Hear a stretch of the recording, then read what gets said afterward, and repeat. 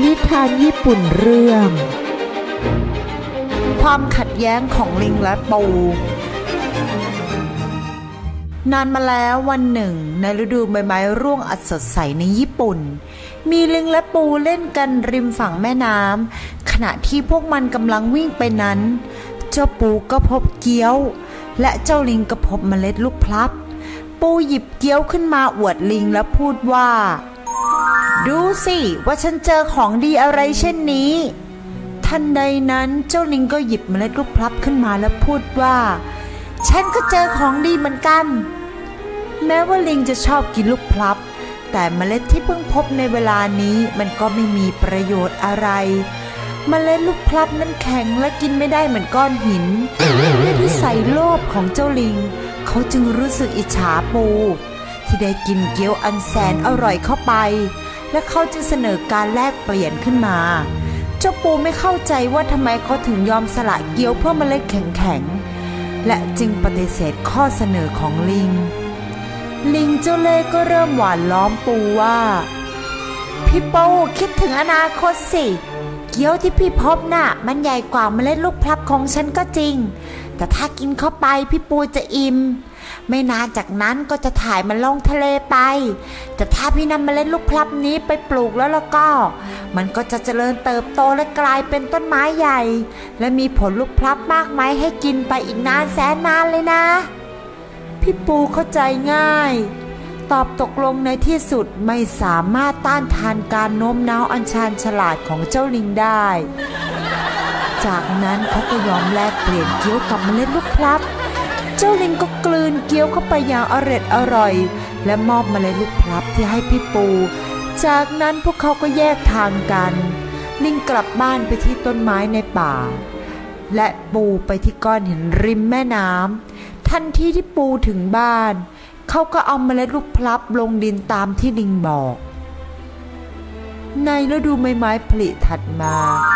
เจ้าปูมีความยินดีอย่างยิ่งที่ได้เห็นหน่อของต้นไม้เล็กๆโผล่ขึ้นมาเหนือพื้นดินในแต่ละปีมันจะใหญ่ขึ้นจนกระทั่งในที่สุดมันก็บานสะพรั่งในฤดูใบไม้ผลิและฤดูใบไม้ร่วงถัดมาก็มีลูกพลับขนาดใหญ่ที่อันสวยงามท่ามกลางใบไม้สีเขียวห้อยราวกับลูกบอลสีทองเจ้าปูมีความสุขมากที่ได้เห็นผลไม้ที่ตนปลูกออกดอกออกผลข้าจะกินมันให้อร่อยอิ่มท้องไปเลยเขาพูดกับตัวเอง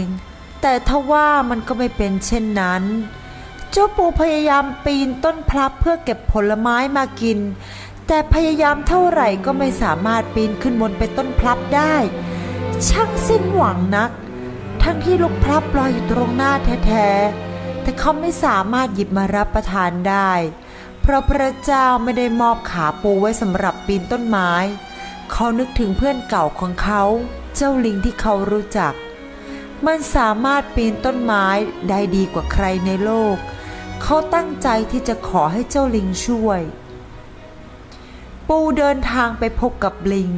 ซึ่งลิงกำลังนอนหลับอยู่บนต้นไม้ต้นโปรดของมันเมื่อเจ้าปูแจ้งข่าวว่าเมล็ดลูกพลับบัดนี้กลายเป็นต้นพลับที่ออกผลลูกพลับออกมามากมายเจ้าลิงโลภมากก็ดีใจจนเนื้อเต้นและได้คิดแผนการปล้นลูกพลับทั้งหมดในทันทีเมื่อถึงที่นั่นเจ้าลิงก็ปีนต้นพลับขึ้นไปและเก็บลูกพลับมากินเองอย่างอร่อยแน่นอนว่ามันไม่แบ่งให้เจ้าปูเลยแม้แต่นิดเดียวเจ้าปูผู้หิวโหยเขาดูแลต้นพลับนี้มานานหลายปีก็ได้แต่ร้องขอให้เจ้าลิงช่วยแบ่งผลลูกพลับให้มาให้บ้างแต่ก็ได้แต่สร้างความรำคาญแก่เจ้าลิงเท่านั้นต่อมาอาหารที่แทบจะมีกินได้ตลอดไปเจ้าลิงไม่ได้ลืมมิตรภาพและคำสัญญาหมดสิ้นมันจึงเริ่มกำจัดพี่ปูที่น่าสงสารทันทีมันหยิบลูกพลับลูกใหญ่ที่แข็งและปาใส่เจ้าปูอย่างต่อเนื่องราวปืนกลในที่สุดร่างของพี่ปูที่โดนลูกพลับแข็งทุ่มใส่อย่างต่อเนื่องก็แน่นิ่งไปเมื่อเจ้าลิงคิดได้ว่าตัวเองเล่นแรงเกินไปจนทำให้เพื่อนเสียชีวิตมันก็ตกใจและหนีจากไปในที่สุดเวลาผ่านไปไม่นานลูกปูที่เล่นกับเพื่อนอยู่ไม่ได้ไกลนัก ได้กลับมาที่ใต้ต้นพลับแล้วเห็นสภาพของพ่อปูก็ร้องไห้ลูกปูต้องการจะแก้แค้นให้กับพ่อของเขาฆาตกรมาต้องชดใช้กับสิ่งนี้ลูกปูสำรวจรอบๆพบว่ามีลูกพลับอยู่รอบๆพื้นที่ที่เป็นหลุมเห็นได้ชัดว่ามีคนโยนใส่พ่อปูของเขาผู้ร้ายคงเป็นเจ้าลิงเพื่อนของพ่อของเขาเพราะพ่อปูเคยเล่าให้ฟังเรื่องที่เคยแลกเกี้ยวกับเมล็ดต้นพลับให้ฟังหลังจากนั้นพ่อปูก็หมกมุ่นอยู่กับการปลูกต้นพลับต้นนี้แต่การที่ลูกปูจะไปต่อสู้กับลิงย่อมเป็นไปไม่ได้ลิงเป็นหนึ่งในสัตว์ที่ชาญฉลาดมากและมันก็สามารถปีนต้นไม้เพื่อหลบหนีหรือโจมตีได้อีกด้วยลูกปูจึงได้ออกเดินทางไปบ้านเพื่อนสนิทของพ่อเขาซึ่งคือครกและเล่าเหตุการณ์ทั้งหมดให้พวกเขาฟังครกเสียใจกับปูน้อยและเตือนเขาว่าต้องระวังอย่าเพิ่งแสดงท่าทีเป็นศัตรูกับลิงในเวลานี้เพราะลิงฉลาดและแข็งแกร่งเกินไปในที่สุดพึ่งและเกาลัดก็เดินทางมาถึงทั้งหมดประชุมวางแผนเพื่อลงโทษเจ้าลิงทางด้านเจ้าลิงก็กังวลกับบาปกรรมที่ตนก่อขึ้นเหมือนกันถ้ามาต้องหลบซ่อนเพราะกลัวครอบครัวของพี่ปูจะมาแก้แค้นมันก็คงขัดกับการใช้ชีวิตเป็นอิสระตามธรรมชาติของมันเริ่มคิดในใจว่าคงไม่มีใครรู้ว่าฉันเป็นคนฆ่าพี่ปูแน่ๆคนตายพูดไม่ได้แล้วก็คืนชีพไม่ได้อีกด้วยเจ้าลิงได้ไปแอบฟังชุมชนของปูคุยกันซึ่งก็ไม่มีใครสงสัยเจ้าลิงเลยจนมันสบายใจขึ้นมีแต่พวกโง่ทั้งนั้นฮ่าฮ่าฉันคงคิดมากไปเองจริงๆผ่านมา1 สัปดาห์มีคนมาส่งสารมาชวนเจ้าลิงไปงานศพของพี่ปูซึ่งรายละเอียดการตายคือโดนลูกพลับตกใส่หัวเสียชีวิตเมื่อเจ้าลิงได้อ่านรายละเอียดดังกล่าวก็รู้สึกยินดีในใจที่ไม่มีใครสงสัยเขาเลยมีแต่พวกโง่ทั้งนั้นฮ่าฮ่าฉันคงคิดมากไปเองจริงๆณงานศพของพี่ปูเจ้าลิงแซงทำเป็นแปลกใจมากกับข่าวการตายของปูและพูดว่าฉันเสียใจอย่างยิ่งที่ได้ทราบข่าวการตายของหัวหน้าของคุณเราเป็นเพื่อนรักกันมากฉันจำได้ว่าครั้งหนึ่งเราเคยแลกเกี้ยวกับเมล็ดลูกพลับฉันเสียใจมากที่ทราบว่ามันเป็นสาเหตุที่ทำให้พี่ปูเสียชีวิตและเจ้าลิงก็หลั่งน้ำตาเท็จออกมาไอ้ตอแหลลูกปูคิดในใจขอบคุณนะลิงลูกปูตอบลิงกลับอย่างสุภาพงานเลี้ยงสิ้นสุดลงลูกปูได้พาเจ้าลิงไปที่ห้องชงชาแต่เวลาผ่านไปลูกปูก็ยังไม่กลับมา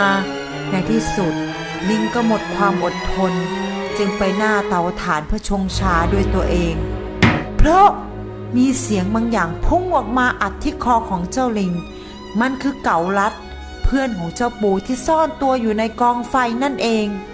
ผึ้งที่ซ่อนตัวอยู่ได้บินออกไปและต่อยที่แก้มของเจ้าลิงร้องด้วยความเจ็บปวดและรีบเปิดประตูเพื่อจะหนีบัดนี้ครกเพื่อนของปูก็ได้ตกลงมาจากประตูและทับหัวของเจ้าลิงเพราะและเจ้าลิงก็เจ็บปวดมากจนมันไม่สามารถลุกขึ้นได้อีกแล้วลูกปูน้อยก็เดินเข้ามาและชูก้ามกรรไกรขึ้นมาและพูดว่าฆาตกรจะต้องถูกลงโทษฉันไม่ได้ทำเจ้าลิงครางด้วยความเจ็บปวดพ่อของเธอทำตัวเองเจ้าลิงก็ยังไม่เลิกตอแหลในที่สุดผมไม่เชื่อคำโกหกของคุณหรอก